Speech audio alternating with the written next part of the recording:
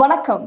எம்ஜிஆர் ஜெயலலிதா கட்டிக்காத்த அதிமுகவில் பெண்களை இழிவுபடுத்தி சமூக வலைதளத்தில் அவதூறு பரப்புவோர் மீது நடவடிக்கை எடுக்க வேண்டும் என்று சி.வி. சண்முகம் எம்எல்ஏ விழுப்புரம் போலீஸ் சூப்பரண்டிடம் புகார் மனு அளித்துள்ளார்.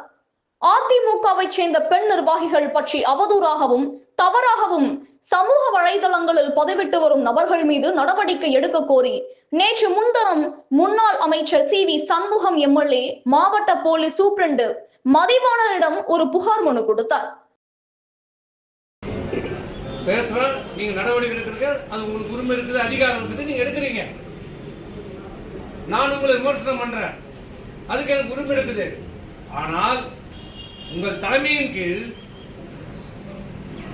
உங்கள் நேரடி பார்வையில் இன்றைக்கு இந்த இயக்கத்தில் உழைத்துக் கொண்டிருக்கிற அம்மாவை பின்பற்றி இந்த கிழக்கத்துக்கு வந்த பெண்களை தரக்குறைவாக மானபங்கப்படுத்தி அவமானப்படுத்தி கேவலப்படுத்தி இப்படிப்பட்ட செய்திகளை பரப்புகின்ற நபர்களை ஊக்குவித்துக் கொண்டிருக்கிற தலைமை இன்றைக்கு இது நியாயமா? இபிஎஸ் அவர்களே, இதுக்கு உங்களுக்கு அழகா இருக்கிறதா? ஏன் உங்கள் வீட்டில் பெண்கள் இல்லையா? என் வீட்டில் பெண்கள் இல்லையா? எல்லார் வீட்டிலும் இருக்கிறாங்க. இது உங்க தலைமைக்கு அழகா? இதுதான் நீங்க கட்சி நடத்துகிற லட்சணமா? நேரம் அம்மா இருந்தால் உங்களுடைய நிலைமை என்ன இருக்கும்? அம்மா இருந்தால் தொட முடியுமா? பெண்களை பற்றி பேச முடியுமா?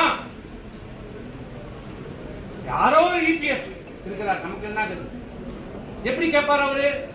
அவர்தான் இந்த அவதூறு செய்திகளை உடனுக்குடன் எனக்கு அனுப்புகள் என்று பார்த்து ரசித்துக் கொண்டிருக்கிறார். இதை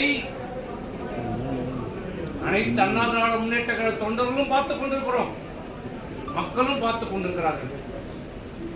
ஆனா காவல்துறை வேடிக்கை பார்த்துக் கொண்டிருக்கிறது. அதுதான் எங்களுக்கு கவலையா இருக்கு. மக்களை காப்பாற்ற வேண்டிய காவல்துறை, குறிப்பாக பெண்களை காப்பாற்ற வேண்டிய காவல்துறை. இந்த அரசு ஒரு மாற்றத்துக்கான அரசாக வரப்பட்டது.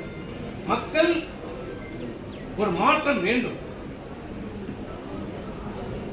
ஆட்சி முறையிலே ஒரு மாற்றம் வேண்டும், நல்லாட்சி வேண்டும் என்று ஒரு மாற்றத்துக்காக தான் இன்றைக்கு முதலமைச்சர் அவர்களுக்கு பெருவாரியான வாக்குகள் அளித்து இன்றைக்கு முதலமைச்சராக அமர வைத்து பார்த்திருக்கிறார்.